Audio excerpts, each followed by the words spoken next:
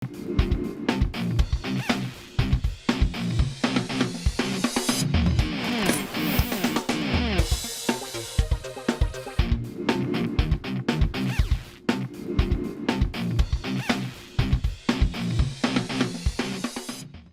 চলছে বিশ্বজুড়ে। Football, cricket ছাড়াও খেলা রয়েছে এক দীর্ঘ ফর্দ। শুধু ফলাফল নয়, গত, আজ এবং আগামীর খেলাকে প্রেস বক্স থেকে আমরা দেখতে চাই ভিন্ন চোখে। সেই দেখাটাই দেখতে পাবেন এখন মাঠে। সঙ্গে আছি আমি নোমান আব্দুল্লাহ। বোর্ডগুলো আজকে আমরা আলোচনা করব।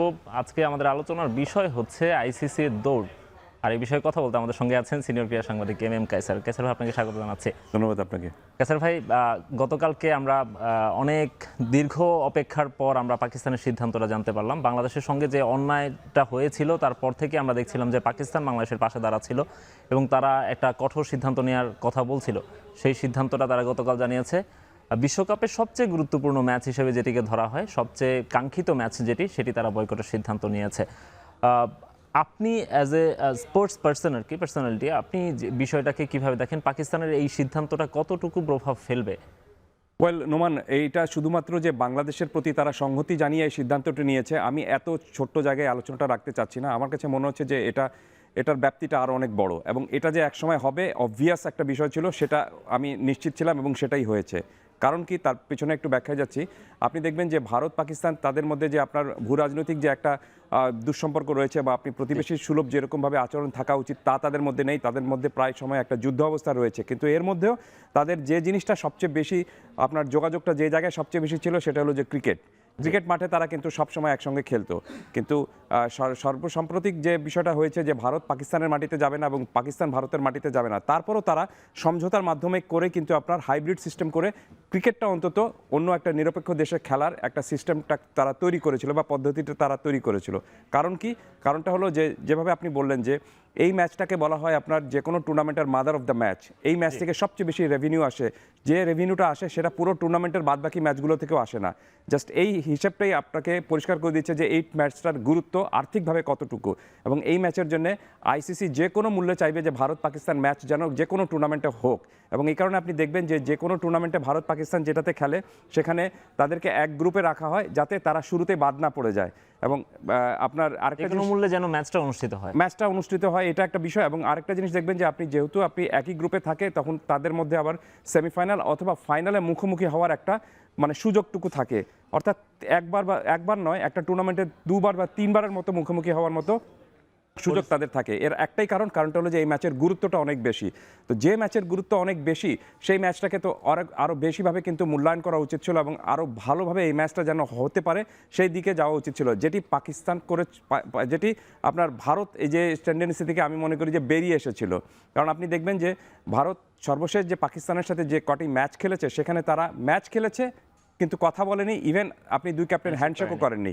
এবং এই প্রক্রিয়াটা শুধুমাত্র যে আপনার সিনিয়রদের মধ্যে রয়েছে তা কিন্তু না, এটা এক সময় কিন্তু আপনার আন্ডার-19 যে যুবদলের যে ক্রিকেট ম্যাচগুলো হয়েছে, সেখানেও একই ধারাবাহিকতা চলে এসেছে। অর্থাৎ আমরা প্রচণ্ড শত্রুতা রয়েছি এবং আমরা মাঠে শুধু ক্রিকেট খেলবো, কিন্তু কোনো হ্যান্ডশেক করবো না, কথা বলবো না। এর ফলে যেটা হয়েছে সবচেয়ে বড় বিষয়টা, সেটা হলো যে ক্রিকেট বা স্পোর্টসের যে স্পিরিট, আমি মনে করি যে দ্যাট হ্যাজ বিন কিল্ড। এবং এটা যখনই আপনি খুন হয়ে যাবে বা স্পোর্টসের স্পিরিট থাকবে না, তখন সেখানে শুধুমাত্র আপনি একটা ফুটবল ম্যাচ বা একটা ক্রিকেট ম্যাচ শুধু খেলা দিলে হবে না। এটাকে আপনার যখনই আপনি মানসিকভাবে এবং আপনি যখনই এটা পুরোপুরিভাবে এটার সাথে গ্র্যাব করতে পারবেন না, স্পোর্টসের স্পিরিটের সাথে যেতে পারবেন না, তখন সেটা আর আনন্দ দেবে না। আমি মনে করি যে সেই সমস্যাটা তৈরি করেছিল ভারত, এবং পাকিস্তান এসে এখন যে আপনার সিদ্ধান্তটা নিয়েছে, সেই সিদ্ধান্তে যা শুধু আরেকটা পেরেক ঠুকেছে। এবং এর ফলে সবচেয়ে বেশি ক্ষতিগ্রস্ত হচ্ছে ক্রিকেট নিজেই। কারণ পাকিস্তান ভারতের ম্যাচ যদি না হয়, তাহলে আলটিমেট ক্ষতিগ্রস্ত হবে কিন্তু ক্রিকেট, দর্শকরা এবং সার্বিক অর্থে আইসিসি। কায়সার ভাই, এখানে আমার একটা মজার ব্যাপার, যেটা আপনি এই ম্যাচটা কেন খেলবে তার কারণটা আমি পরে আপনাকে বলবো, অনুষ্ঠানে যদি সুযোগটা থাকে। আপনি দেখবেন যে পাকিস্তান ক্রিকেট বোর্ড এখন পর্যন্ত আনুষ্ঠানিকভাবে আইসিসিকে যেহেতু জানাই নেই, এই কারণে আইসিসিও আনুষ্ঠানিকভাবে কিন্তু কোনো চিঠি দিয়ে তেমনভাবে হয়তো বলতে পারছে না। আইসিসি অফিশিয়াল স্টেটমেন্ট কেন দিল? অফিশিয়াল স্টেটমেন্ট দিয়েছে কারণ পাকিস্তান সরকার চিঠিটা দিয়েছে। পাকিস্তান সরকার চিঠি দেয়নি, পাকিস্তান সরকার একটা টুইট করেছিল এবং পাকিস্তান ক্রিকেট বোর্ড সেটা রিটুইট করেছে। সেটাকে অফিশিয়াল হিসাবে, অন্তত এখন অফিশিয়াল হিসাবে কাউন্ট করছে আইসিসি। কিন্তু তারপরও তারা অপেক্ষায় রয়েছে যে পাকিস্তান ক্রিকেট বোর্ডের কাছ থেকে একটা আনুষ্ঠানিকভাবে একটা চিঠি তারা পাবে আর কি। যেহেতু এখন পর্যন্ত সেই ম্যাচটা বাকি রয়েছে 15-13 দিন আরও বাকি রয়েছে, আজকে 3 তারিখ, আপনি 15 তারিখে ম্যাচটা হবে। সো সেই ম্যাচের যেহেতু এখনও পর্যন্ত অনেক সময় রয়েছে, কিন্তু এত লম্বা সময় রয়েছে এখন পর্যন্ত, অথচ রিয়াকশনটা দেখুন কত মানে ব্যাপক রিয়াকশন হয়েছে। এর কারণটা হলো যে এই ম্যাচকে ঘিরে কিন্তু আইসিসি পুরো ওয়ার্ল্ড কাপের সবচেয়ে বড় স্বপ্নটা দেখছে। এই ম্যাচ থেকে তারা যে রেভিনিউ পাবে পুরো টুর্নামেন্ট থেকে সেই রেভিনিউর অর্ধেক আসবে, অর্থাৎ এই ম্যাচটাকে 50%-এর বা 47%-এর মতো রেভিনিউ, খুব সম্ভবত টোটাল রেভিনিউর 47% আসবে এখান থেকে। সো এটা থেকেই বোঝা যাচ্ছে যে আর্থিকভাবে এই ম্যাচটা না হলে আর্থিকভাবে আইসিসি প্রচণ্ড ক্ষতিগ্রস্ত হবে। আর সবচেয়ে বড় বিষয়টা হলো যে পাকিস্তান কেন খেলতে চাইবে, আমি বলি একটা কথা, সেটা হলো যে দেখবেন আপনি পাকিস্তান এর আগে এই যে পুরো আপনার T20 ওয়ার্ল্ড কাপকে নিয়ে বাংলাদেশের প্রতি যে ইনজাস্টিসটা ভারত তথা আইসিসি করেছে, সেই ইনজাস্টিসের এটাও কিন্তু আপনি যেভাবে বললেন যে একটা প্রকৃতি একটা প্রতিশোধ নিচ্ছে, সেভাবেই কিন্তু চলে এসেছে। আর পাকিস্তান খেলতে চাইবে কি কারণে, কারণটা হলো যে এখন হয়তো তারা হুমকি দিচ্ছে, কিন্তু খেলতে চাইবে যে আলটিমেট পাকিস্তান, দেখবেন আপনি যদি সেমিফাইনালে ভারতের সাথে দেখা হয়ে যায় অথবা ফাইনালে ভারতের সাথে দেখা হয়ে যায়, ওদের সঙ্গে মনে হয় দেখা হওয়ার কথা, যেভাবে হচ্ছে তখন তো আপনি না খেলে কোনো উপায়টুকু থাকবে না। তারপরে আমি মনে করি যে পাকিস্তান এই যে প্রতিবাদটুকু করেছে, আমার মনে হয় যে ভারতের যে পুরো ক্রিকেট বিশ্বে, বিশেষ করে আইসিসিতে যে একছত্র একটা আধিপত্য চলে এসেছে এবং দাদাগিরি দেখানোর একটা টেন্ডেন্সি যে তাদের মধ্যে চলে এসেছে, তারা অন্তত একটা প্রতিবাদী, সেটার একটা প্রতিবাদ হওয়ার জরুরি, একটা অবস্থান প্রতিবাদ হওয়ার প্রয়োজন ছিল। এবং আমি মনে করি যে এই প্রতিবাদটা আইসিসিকে এবং ভারতীয় ক্রিকেট বোর্ডকে খুব ভালোভাবে দিয়েছে পাকিস্তান ক্রিকেট বোর্ড। তারপর আমি চাইবো খেলা যেন হয়। এক্স্যাক্টলি কায়সার ভাই, আমরা এইসব বিষয়ে আরো আলোচনা করবো। যেই কারণগুলোতে হচ্ছে তারা পাকিস্তানকে রিকোয়েস্ট করছে, আপনি বলছেন যে তারা লিখেছে যে আমরা আশা করব পাকিস্তান সিদ্ধান্ত পুনর্বিবেচনা করবে, কিন্তু ভাষাটা অনেকটা রিকোয়েস্টের মতোই। কেন করছে আমার কাছে মনে হয় তার অনেকগুলো রিজনস আছে। তার মধ্যে একটা ব্যাপার হচ্ছে এইটি, আজ আইসিসির ক্ষতি কেমন হতে পারে এই ম্যাচটায়। শ্রীলঙ্কায় এখন পর্যন্ত সবচেয়ে বেশি টিকিট বিক্রি হয়েছে এই ম্যাচটার, স্বাভাবিকভাবেই সবচেয়ে বেশি দামও এই ম্যাচের টিকিটের। এবং আরেকটা ব্যাপার হচ্ছে, ধারণা করা হচ্ছে ভারতীয় গণমাধ্যমগুলোতে আমরা দেখেছি যে এই একটা ম্যাচ যদি না হয় সেক্ষেত্রে 200 কোটি রুপির বেশি ক্ষতি হতে পারে। এবং সম্প্রচার প্রতিষ্ঠানগুলো নিশ্চিতভাবেই সেক্ষেত্রে চাপের মুখে ফেলবে আইসিসিকে। এই সবগুলো কারণেই নিশ্চয়ই আইসিসি এই সুরটা নরম করতে বাধ্য হচ্ছে। এটা তো শুধু আর্থিক ক্ষতি, এবং আপনি দেখবেন যে এটা মর্যাদাটাও নষ্ট হয়ে যাবে। কারণটা হলো যে ভারত এই গ্রুপে কারা কারা রয়েছে, আয়ারল্যান্ড রয়েছে, নামিবিয়া রয়েছে, এবং ইউএসএ, নেদারল্যান্ড এবং নামিবিয়া, এবং ভারত পাকিস্তান। তাহলে ভারত পাকিস্তান ম্যাচ যদি না হয়, তাহলে ইউএসএ, নামিবিয়া এবং নেদারল্যান্ডসের সাথে ম্যাচ ভারত খেলবে, এবং সেই ম্যাচে দেখার জন্য অনেক ভিড় হবে, বা সেই ম্যাচের দেখার জন্য আপনার টিভি সম্প্রচার থেকে, আপনার বিজ্ঞাপন থেকে অনেক বেশি টাকা আসবে। এটা ভাবার কোনো কারণ নেই। সো এই টুর্নামেন্টের মর্যাদাটা এক অর্থে বড় ধরনের একটা হানি হবে। সো এবং টুর্নামেন্টটা যে একটা জিওপারডাইজ পর্যায়ে পৌঁছেছে, আমি মনে করি যে সেটা এর আগে কখনো কিন্তু আমরা বিশ্বকাপে এমন বাজে দৃষ্টান্ত কিন্তু দেখিনি। টুর্নামেন্ট শুরু হওয়ার 20 দিন, এখন মাত্র 13 দিন বাকি রয়েছে, কিন্তু আমরা জানি না এখন পর্যন্ত যে টুর্নামেন্ট আদৌ হবে কিনা। কিছুদিন আগে আপনার অ্যাক্রেডিটেশন এসেছে এবং বাংলাদেশ থেকে অনেক সাংবাদিক, শুরু হওয়ার 13 দিন না ভাই, আর মাত্র 4 দিন বাকি। ও রাইট, মাত্র, আমি ইন্ডিয়া পাকিস্তান ম্যাচটা ভাবছিলাম, এটা মাত্র 7 তারিখ থেকে শুরু হবে। এখন পর্যন্ত এই যে দোদুল্যমান অবস্থা, এটা কেন এরকম হবে? এর কারণটা হলো যে আইসিসি বাংলাদেশ প্রসঙ্গে, বাংলাদেশ যে ন্যায্য একটা দাবি তুলেছিল এই বিশ্বকাপ ভারতের মাটিতে না খেলে শ্রীলঙ্কার মাটিতে খেলার জন্য, সেই ন্যায্য দাবিটাকে খুব বাজেভাবে কিন্তু উড়িয়ে দিয়েছে আইসিসি ভারতের প্রচ্ছন্ন প্রভাবের কারণে। এবং সেখান থেকে আমি মনে করি যে এই পুরো টুর্নামেন্টে বাংলাদেশ যে একটা ইনজাস্টিস বা অবিচারের আপনার মুখে পড়েছিল বা সম্মুখীন হয়েছিল, সেখানে তখন তাদের পাশে তেমন কেউ দাঁড়ায়নি, শুধুমাত্র পাকিস্তান দাঁড়িয়েছিল। এবং পাকিস্তান আজকে যে সিদ্ধান্তটা নিয়েছে, এটা বাংলাদেশের প্রতি সংহতি তো তারা অবশ্যই জানিয়েছে, এটা একটি দিক। এবং আরেকটা দিক হলো যে তারা ভারতের এই একাধিপত্যের বিরুদ্ধে, আপনি আইসিসিতে ভারতের যে একাধিপত্য রয়েছে বা আধিপত্যবাদ রয়েছে, এবং ভারতের সব সিদ্ধান্তকে আইসিসি এক অর্থে মেনে নিচ্ছে, এবং এক অর্থে আইসিসিকে বলা হয়ে থাকে এখন কিন্তু আপনার যে ইন্ডিয়ান ক্রিকেট বোর্ড, অনেকে তো দেখলাম আমি লিখছে যে ইন্ডিয়ান কমেডি কাউন্সিল, এরকমভাবে হয়ে গিয়েছে, পুরোপুরি এই পর্যায়ে চলে গিয়েছে আইসিসি এখন। সো এটা একটা অনেক বড় কারণ একটা। এবং যখনই আপনি কোনো একটা সংগঠনের হয়ে নির্দিষ্ট কাউকে সুবিধাটা দেবেন এবং বাদবাকিদেরকে আপনি অসুবিধা ক্রিয়েট করবেন, তখন এ ধরনের একটা পরিস্থিতি আসতে বাধ্য এবং সেটাই আজকে হয়েছে। হ্যাঁ, আপনি বলতে পারেন যে এই ভারত এই ম্যাচটা যে পাকিস্তান বয়কট করছে ভারতের এই ম্যাচটা, এর ফলে তারা বড় ধরনের একটা সাসপেনশনের মুখে পড়বে, আর্থিক জরিমানার মুখেও পড়তে পারে। তো এই কনসিকুয়েন্স কিন্তু পাকিস্তান জানে না এমন কিছু না, পাকিস্তান জানে। পাকিস্তান তো অনেক সময় নিয়েছে, অনেকদিন চিন্তা ভাবনা করেই কিন্তু তারা এই সিদ্ধান্তটা নিয়েছে। রাইট, এবং কনসিকুয়েন্স কি হতে পারে সেটা পাকিস্তান ভালো মতোই জানে। তারা জানে যে তারা এই টুর্নামেন্ট ম্যাচ বয়কট করলে আর্থিকভাবে বড় ধরনের রেভিনিউ থেকে যেটা আসার কথা সেই রেভিনিউ থেকে রাজস্ব তারা পাবে না, এবং উল্টো তারা আইসিসির কাছ থেকে বড় ধরনের জরিমানার মুখে পড়তে পারে। ইভেন এমনও হতে পারে যে তাদের হয়তো 6 মাস বা আর 1 বছর হয়তো ক্রিকেট থেকে, আন্তর্জাতিক ক্রিকেট থেকে আইসিসি সাসপেন্ড করে দিতে পারে। But I am in doubt এত বড় ঝুঁকি হয়তো আইসিসি নেবে না। না কাসের ভাই, আমার কাছে মনে হয় এর আগেও যেহেতু বিশ্বকাপে এই ধরনের ঘটনা ঘটেছিল, ওয়াকওভার অন্যান্য দলগুলো পেয়েছিল, কয়েকটা দল ইংল্যান্ড অস্ট্রেলিয়া তারা যায়নি, তাদেরকে কি সাসপেন্ড করা হয়েছিল? না, তাদের লজিকটা ছিল যে আপনি যদি আপনার ওই সিকিউরিটি রিজনে যদি বাতিল করেন, অথবা যদি দেখেন যে সেখানে আপনার মানবাধিকার লঙ্ঘন হচ্ছে এই কারণে আপনি সেখানে যাচ্ছেন না, অথবা রেসিজম কোনো বিষয় রয়েছে, এইসব বিষয়গুলো যদি সেখানে আপনি থাকে, তাহলে আপনি সেই ম্যাচগুলো বয়কট করলে মানে কোনো ধরনের ক্ষতি বা কোনো ধরনের সাসপেনশনের মুখে আপনি পড়বেন না। কিন্তু লজিকহীনভাবে যদি আপনি কোনো ম্যাচ সাসপেন্ড মানে না খেলেন, তাহলে আপনি সাসপেনশনের মুখে হয়তো পড়তে পারেন। তো পাকিস্তানের সামনে এই ম্যাচটার আমি মনে করি যে বড় ধরনের লজিকটা একটাই রয়েছে, যে ভারত এই ম্যাচ খেলছে, কিন্তু ভারত যে স্পোর্টসের যে স্পিরিট, সেই স্পিরিটটাকে তারা অলরেডি মানে ডেমোলাইজ করে দিয়েছে পুরোপুরি। এবং এই কারণে এই ম্যাচ খেলে, শুধুমাত্র ক্রিকেট খেলে কোনো লাভ নেই যদি স্পোর্টসের স্পিরিটটা না থাকে। মোস্ট প্রবলি তারা সেই লজিকটাও কাছে আনবে।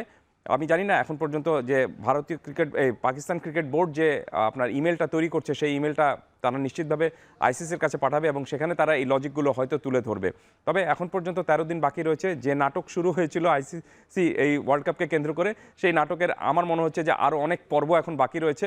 আমরা হয়তো টুর্নামেন্ট শুরু হওয়ার পর সেই পর্বের বাকি অংশগুলো দেখতে পাবো। সেটাই কাসের ভাই, পাকিস্তান কি ধরনের ক্ষতির মুখে পড়তে পারে বা কি কি হতে পারে সেসব নিয়ে আমরা এখনো বিস্তারিত জানতে পারিনি, বা আইসিসিও এখন পর্যন্ত সিদ্ধান্ত জানায়নি। কিন্তু আইসিসি এই ম্যাচ থেকে কেমন আর্ন করে বা কেমন ক্ষতির মুখে তারা পড়তে পারে সেটার একটা চিত্র মনে হয় আমরা দেখাতে পারি। ভারত পাকিস্তান ম্যাচ থেকেই, শুধুমাত্র ভারত পাকিস্তান ম্যাচ থেকে আমরা যেটা জানতে পারছি যে 36% আর্ন করে হচ্ছে বিশ্বকাপে শুধুমাত্র একটা ম্যাচ থেকে, হোয়ারেজ বাংলাদেশের ম্যাচগুলো থেকে তারা 7% হচ্ছে ইনকাম করে। এই 43% বিশ্বকাপ শুরুর আগেই আপনি জানছেন যে আপনি পাচ্ছেন না। আর অন্যান্য ম্যাচগুলো থেকে 43% আর্ন করতে পারে আইসিসি, সেখানে ভারতের ম্যাচগুলো আছে। এবং আমরা যতটুকু দেখেছি সেখানে ভারতের ম্যাচগুলো থেকে তারা 30%-এর বেশি ইনকাম করে থাকে। অন্যান্য ম্যাচগুলো মিলিয়ে তারা আর বাকি 13%-এর মতো বা 12-13% ইনকাম করে। পাকিস্তানের অন্যান্য ম্যাচ থেকে 14%-এর মতো তারা ইনকাম করে। সুতরাং বিশ্বকাপটা শুরু হওয়ার আগেই আইসিসি অলরেডি জানতে পারছে যে তাদের অলমোস্ট 40%-এর বেশি হচ্ছে তাদের ইনকাম সোর্স কিন্তু বন্ধ হয়ে গেছে। রাইট, সেটাই আমি বললাম যে আর্থিকভাবে প্রচণ্ড ক্ষতিগ্রস্ত হবে বলেই তারা কড়া ধরনের কোনো এইরকমভাবে হুমকি দেয়নি পাকিস্তানকে। কারণ তারা এখন এক অর্থে পিঠে হাত বুলিয়ে পাকিস্তানকে রাজি করাতে চাইবে যেন পাকিস্তান কোনো মতে এই ম্যাচটা অন্তত খেলে। কারণ এই ম্যাচটা যদি না হয়, তাহলে আপনি যেভাবে হিসাবটা দিলেন, তাহলে তো এই টুর্নামেন্ট পাকিস্তান আপনার আইসিসির জন্য বড় একটা ক্ষতির বিষয় হয়ে থাকবে। এবং আইসিসির ইনকামের মূল উপায়টা কি? আইসিসির ইনকামের মূল উপায়টা কিন্তু আপনি এই বৈশ্বিক টুর্নামেন্টগুলো, টি-20 ওয়ার্ল্ড কাপ এবং আপনার ওয়ানডে বিশ্বকাপ, এবং আরেকটা হলো যে টেস্ট চ্যাম্পিয়নশিপ। টেস্ট চ্যাম্পিয়নশিপ থেকে খুব বেশি আয় করে না তারা, কিন্তু এই দুটো টুর্নামেন্ট থেকে, ওয়ানডে বিশ্বকাপ এবং টি-20 বিশ্বকাপ, এই কারণে আপনি দেখবেন যে টি-20 বিশ্বকাপ 2 বছর পর পর হয়। আপনি পৃথিবীর আর অন্য কোন টুর্নামেন্ট আপনি 2 বছর পর পর হয়? বিশ্বকাপ তো 2 বছর পর পর হয়, কিন্তু 2 বছর পর পর হয় না। এটা হয়েছে তার কারণটা হলো যে আপনি যেন অনেক বেশি ম্যাচ হয় এবং অনেক বেশি আপনার আমরা আয় করতে পারি আর কি, খুব দ্রুত সময় আয় করতে পারি। সো এটা যদি না হয় তাহলে আইসিসির জন্য অনেক বড় একটা ধাক্কা হবে, এবং এই ধাক্কাটা আইসিসি কিভাবে সামাল দিয়ে উঠতে পারবে আই মিন ডাউট। এবং যখনই আপনি এখানে আর্থিকভাবে আইসিসির ক্ষতিগ্রস্ত হবে, এবং এই মুহূর্তে আইসিসির পরিচালনা বোর্ডে কারা রয়েছেন? ভারত কিন্তু রয়েছে। সো তাদের সময় আইসিসি বড় ধরনের একটা আর্থিক ঝুঁকির মধ্যে পড়বে বা লোকসানের মুখে পড়বে, এই দায়টুকু পুরোপুরি তাদেরকে নিতে হবে। তো সব কিছু মিলিয়ে আমি মনে করি যে একটা ক্রিকেট কিন্তু এখন ক্রিকেট না, it's now become a war. এবং এই শুধু ব্যাট বলের খেলা না বা 22 গজের মধ্যে খেলা হয় না, এই খেলাটা কিন্তু নাও বিকাম এ উইপন অফ আপনার এক অর্থে পলিটিক্স। সো এই পলিটিক্সের উইপেন হয়ে গিয়েছে ক্রিকেট, এবং এটার জন্য শুধুমাত্র আপনি কোনো একটা দলকে দায়ী করবেন না। এবং আমি মনে করি যে এই যুদ্ধটা শুরু করেছিল ভারত, এবং এই যুদ্ধটা এক সময় মনে হচ্ছিল যে অসম একটা যুদ্ধ হবে, কিন্তু ভারত এখন বড় চ্যালেঞ্জের মুখে অন্তত পড়েছে। সো আমার কাছে মনে হচ্ছে যে এই ধরনের এই চ্যালেঞ্জ, এই সমস্যাটা ভারত নিজে ক্রিয়েট করেছিল এবং নিজেই এখন এই ফাঁদেটুকু পড়েছে। আমরা ক্রিকেট প্রেমী হিসাবে কখনোই আপনি ক্রিকেট নিয়ে শুধু আলোচনা করতে চাই, ক্রিকেটের বাইরের যে অংশ যেগুলো রয়েছে এই লড়াই নিয়ে যেন আমাদেরকে আলোচনা করতে না হয়। এখানে যদি আমরা ব্যাট বলার হিসাব নিয়ে আলোচনা করতাম দেখতেন যে অনেক ভালো হতো। সো আমার কাছে মনে হচ্ছে যে ক্রিকেট এখন যেভাবে ভারত ক্রিকেটটাকে একটা ওয়েপন হিসেবে ইউজ করেছিল সেটার একটা ভালো বা জবাব তারা পাচ্ছে অন্তত পাকিস্তানের কাছে এই মুহূর্তে। একই সঙ্গে এই যে আমরা পুরো ঘটনাটাতে একটা গভর্নিং বডির, একটা নিয়ন্ত্রক সংস্থার কি আমরা মুখোশ উন্মোচন হয়ে গেল কিনা এই পুরো ঘটনাগুলোর মাধ্যমে? অবশ্যই আমি তো মনে করি যে একটা আপনি দেখবেন যে শুধুমাত্র আমরা না, আপনি অনেকে কিন্তু বলছেন যে আইসিসি যে ভূমিকাগুলো নিচ্ছে বা যে সিদ্ধান্তগুলো নিচ্ছে সেটাকে আপনার ডাবল স্ট্যান্ডার্ড বলা হয়ে থাকে, দ্বিচারিমুখী আচরণ নিয়ে থাকেন। আপনি যে কোনো একটা বিষয় আপনি একজনের জন্য এক সিদ্ধান্ত এবং আরেকজনের জন্য আরেক সিদ্ধান্ত, একজনকে সুবিধা দিচ্ছেন এবং ঠিক একই গ্রাউন্ডে আপনি বাদবাকি আরেকজনকে আপনি সুবিধাটুকু দিচ্ছেন না। যখনই ভারত পাকিস্তানের ম্যাচের বিষয় আসছে তখন আপনি হাইব্রিড সিস্টেমে ভারতের ম্যাচটা বা ভারত পাকিস্তানের ম্যাচটা অন্য কোথাও নিয়ে যেতে পারছেন। আর একই সমস্যা যখন বাংলাদেশ তুলেছে তখন আপনি বাংলাদেশের ম্যাচটা শ্রীলঙ্কার মাটিতে নিয়ে যেতে পারলেন না। অথচ মজার বিষয়টা হলো যে ভারত এই টুর্নামেন্টে খেলছে হাইব্রিড সিস্টেমে, ভারত পাকিস্তানের সাথে যে ম্যাচটা খেলবে সেটা শুধু প্রেমাদাসায় ছিল, বাদবাকি 3টা ম্যাচ কিন্তু গ্রুপের তারা নিজ মাটিতে খেলবে। ঠিক একই কাজটা বাংলাদেশের জন্য তারা করতে পারতো, ভেরি ইজি, কোনো সমস্যা হতো না। আমি মনে করি যে তারা ইচ্ছা করলেই কিন্তু করতে পারতো, কিন্তু সেই সময়টা তারা যেটা দেখিয়েছে যে এখানে না আপনার আবাসিক সংকট হবে, আপনার যেহেতু হোটেল বুকিং দেওয়া হয়ে গেছে, ফ্লাইট বুকিং দেওয়া হয়ে গেছে, ব্রডকাস্টিংয়ের একটা সুবিধা হবে, টিকিট ছাপা হয়ে গিয়েছে, এইসব আপনার লজিস্টিক সমস্যা তো আপনি চেঞ্জই করছেন স্কটল্যান্ডের জন্য। একই কথা, সেটাই বললাম যে আপনি এইসব লজিস্টিক সমস্যা একদম মানে একেবারে বাচ্চাদের মতো সমস্যা তুলে এই জিনিসটা বাংলাদেশকে তারা এক অর্থে বাংলাদেশের দাবিটা তারা মানেনি। এবং এখন তারা স্কটল্যান্ডকে যখন নিয়ে এসেছে তখন তো আপনাকে নতুন করে টিকিট ছাপতে হচ্ছে, তা আবার নতুন করে ফ্লাইট বুকিং দিতে হচ্ছে, এদের নামে হোটেল বুকিং দিতে হচ্ছে। সো এটা কোনো বিষয় না। বিষয়টা হলো নোমান, সেটা হলো যে আপনি সমস্যাটা সমাধান করতে চান কি চান না। ভারত বাংলাদেশকে কেন্দ্র করে যে বিশ্বকাপ টি20তে যে বিশ্বকাপ কেন্দ্র করে যে সমস্যা তৈরি করেছিল সেই সমস্যাটা ভারত সমাধান করতে চায়নি বলে এই সমস্যাটা লিঙ্গার হতে হতে এই পর্যায়ে হয়েছে যে বাংলাদেশকে এক অর্থে এই বিশ্বকাপ এখন দর্শক হয়ে থাকতে হচ্ছে। কিন্তু বিষয়টা হলো যে যখনই আপনি এরকমভাবে একটা কাউকে বঞ্চিত করবেন তখন যেটা আপনার শুরুতে আপনি যেটা বললেন যে প্রকৃতি একটা প্রতিশোধ নিয়ে থাকে। সো আমার কাছে মনে হচ্ছে যে এখন ভারত তাদের যে ফাঁদটা তৈরি করেছিল সেই ফাঁদের মধ্যে তারা নিজেই পড়ে গিয়েছে। তবে আমি আশা করব যে অন্তত পাকিস্তান যে সিদ্ধান্ত নিয়েছে সেই সিদ্ধান্তে তারা যদি অটল থাকে তাহলে আমরা একটা ভালো ম্যাচ থেকে বঞ্চিত হব। কিন্তু তারপর আমার কাছে মনে হয় যে ভারতের পুরো বিশ্ব ক্রিকেটে ভারতের আধিপত্যবাদ ভেঙে দেওয়ার জন্য যে ধরনের একটা ধাক্কা প্রয়োজন ছিল সেই ধাক্কাটা অন্তত পাকিস্তান এখন পর্যন্ত দিতে পেরেছে। রাইট, কাইসার ভাই, আমরা আরো আলোচনা করব। এই একটা ম্যাচ, ভারত পাকিস্তান ম্যাচকে ঘিরে এত আলোচনা, এত কিছু, সেই একটা ম্যাচের আর্থিক ক্ষতির কথা আমরা বলছিলাম না, এই একটা ম্যাচের টিকিটের দাম কেমন সেটা দেখলে, বা এই একটা ম্যাচের আমরা জেনেছি যে বিশ্বকাপের অন্যান্য যে ম্যাচগুলো হয় সেই ম্যাচের তুলনায় এই ম্যাচের টিকিটের দাম 10 গুণ 15 গুণ পর্যন্ত বেশি, এবং এই ম্যাচের বিজ্ঞাপনের রেটও অনেক বেশি। আমরা একটু দেখতে পারি এখানে, আমরা যদিও বিশ্বকাপের রেটটা এখানে পাইনি, এশিয়া কাপের রেটটা আমরা দেখেছি, সেখানে আমরা দেখি যে প্রতি 10 সেকেন্ড তাদের বিজ্ঞাপন বিক্রি হয় হচ্ছে 14 থেকে 16 লাখ টাকায়। ফাইনাল ম্যাচগুলোতে সেটি 25 লাখ টাকা পর্যন্ত চলে যায়, এবং আমরা জানছি যে বিশ্বকাপে সেটি 45 লাখ রুপি পর্যন্ত চলে যায়। এই যখন একটা ম্যাচের হাইপ, তখন স্বাভাবিকভাবেই হচ্ছে আইসিসি বা যে কোনো সংস্থারই নাকানি চুবানি খাওয়ার কথা এই ম্যাচটা যদি বাদ হয়।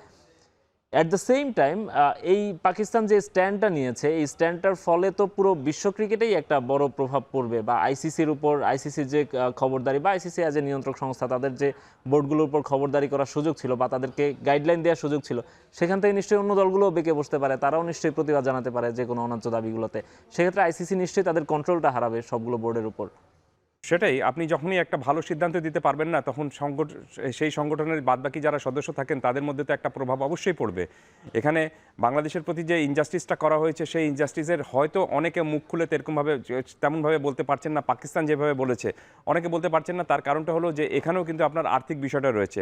ভারত দেখবেন যে হয়তো কোনো একটা দলকে বলে দিয়েছে বা কোনো একটা সদস্য রাষ্ট্রকে বলে দিয়েছে যে তারা তাদের সাথে একটা আপনার দ্বিপাক্ষিক সিরিজ হয়তো খেলবে, এবং একটা দ্বিপাক্ষিক সিরিজ ভারত খেলা মানেটাই হলো তাদের সারা বছরের টাকাটা উঠে আসাটা। তো তো এটা করে হয়তো ভারত এখন পর্যন্ত তাদের মুখটা বন্ধ করে রাখতে পেরেছে, কিন্তু আরও অনেকে যেটা রয়েছে, আপনি যে জিনিসটা হয়তো জানতে চাচ্ছেন যে অন্যান্য বড় দল যারা রয়েছে, আপনি অস্ট্রেলিয়া, আপনি নিউজিল্যান্ড, ইংল্যান্ড, তারা এই প্রতিবাদটুকু করার সুযোগটা পাবে কিনা? আমি মনে করি যে অবশ্যই তারা পাবে, কারণ অন্যায়ের প্রতিবাদ না করলে আপনি দেখবেন যে সেই অন্যায়ের আপনি তো সঙ্গী হয়ে যাচ্ছেন। তো আমার কাছে মনে হচ্ছে যে আইসিসিতে এই পুরো যেভাবে আইসিসি এই বর্তমান প্রশাসন চালিয়েছে, আইসিসির বর্তমান প্রশাসন যেভাবে আইসিসিকে রান করছে, তাতে আমি মনে করি যে আইসিসির গ্রহণযোগ্যতা নিয়ে একটা বড় ধরনের প্রশ্ন সম্মুখীন হয়ে উঠছে। এবং আপনি ভারত এই ইস্যুতে কিন্তু একটা বিষয় পুরোপুরি স্পষ্ট হয়ে গিয়েছে যে আইসিসির মধ্যে কিন্তু একটা ডিভাইডেশন চলে আসছে, এবং আমি মোটেও অবাক হব না যদি দেখবেন যে এই ডিভাইডেশনটা সত্যিকার অর্থে এক সময় হয়ে যায়, এবং সেটা হলে সেটা ক্রিকেটের জন্য কিন্তু ক্ষতিকর।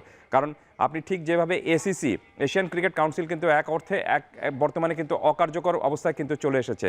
আপনি ভারত পাকিস্তান যদি ক্রিকেট না খেলে তাহলে, এবং একজন আরেকজনের মুখোমুখি যদি না হয়, তাহলে কিন্তু এশিয়া কাপও আপনি কখনোই মর্যাদা পাবে না, এবং এশিয়া কাপও কিন্তু এই ধরনের আপনার দেখবেন লাভজনক হবে না, রেভিনিউ তো আসবেই না, আপনি নিশ্চিত থাকতে পারেন। কারণ ভারত পাকিস্তান ম্যাচ থেকে সবচেয়ে বেশি রেভিনিউ যেহেতু আসে, অন্যান্য ম্যাচগুলো তো তারা তো হয়তো পার্টিসিপেটর হিসেবে থাকে। সো মূল জিনিসটাই যখন মূল একটা ম্যাচ যদি না হয়, তখন তো সেটার আর কোনো আর্থিক মূল্য তো থাকে না। সো আমার কাছে মনে হচ্ছে যে এশিয়া কাপ একটা ক্ষতিগ্রস্ত হবে বড়ভাবে, এবং ঠিক একই রকমভাবে বিশ্বকাপও ক্ষতিগ্রস্ত হবে যদি ভারত পাকিস্তান ম্যাচটুকু না হয়। এবং এটার দায়টুকু আমি অবশ্যই মনে করি যে এটার দায়টুকু অবশ্যই ভারতকে নিতে হবে, কারণ ঝগড়াটা তারাই শুরু করেছিল। ঝগড়া বলবো না, আমি বলবো যে একটা মানে স্পিরিটের এগেনস্টে যে লড়াইটা, সেটা তারা শুরু করেছিল, এবং সেই দায়টুকু তাদের চুকাতে হচ্ছে। হ্যাঁ, ভারত এখন একটা জিনিস করতে পারে, সেটা হলো যে তারা যে সিদ্ধান্ত নিয়েছিল যে পাকিস্তানের সাথে কোনো ম্যাচ হলে তারা হ্যান্ডশেক করবে না বা কথা বলবে না, সেই জিনিসটা যে তাদের ভুল ছিল, এখন সেখান থেকে তারা যদি ফিরে আসতে পারে, তাহলে হয়তো আমার কাছে মনে হচ্ছে যে এই জিংসটা ভাঙবে, এবং এই জিংসটা ভাঙার জন্য এখন উদ্যোগটা ভারতকে নিতে হবে পাকিস্তানের তুলনায়। কাসার ভাই, আপনি শুরুর দিকে একবার বলছিলেন যে পাকিস্তান শেষ পর্যন্ত খেলবে বলে আপনার মনে হচ্ছিল, সেই কারণটা একটু জানতে চাইবো যে কেন আপনার মনে হয় যে পাকিস্তান শেষ পর্যন্ত খেলবে? তার কারণটা হলো যে আপনি হয়তো এই গ্রুপ পর্যায়ের ম্যাচটা মিস করলে তেমন কোনো কিছু আসবে না, কারণ গ্রুপ পর্যায়ে অন্যান্য যারা রয়েছে, যে দলগুলো রয়েছে, ইউএসএ, নামিবিয়া এবং নেদারল্যান্ড, এদের বিরুদ্ধে আপনি সহজে জিতে আপনি সুপার 8-এ যেতে পারবেন।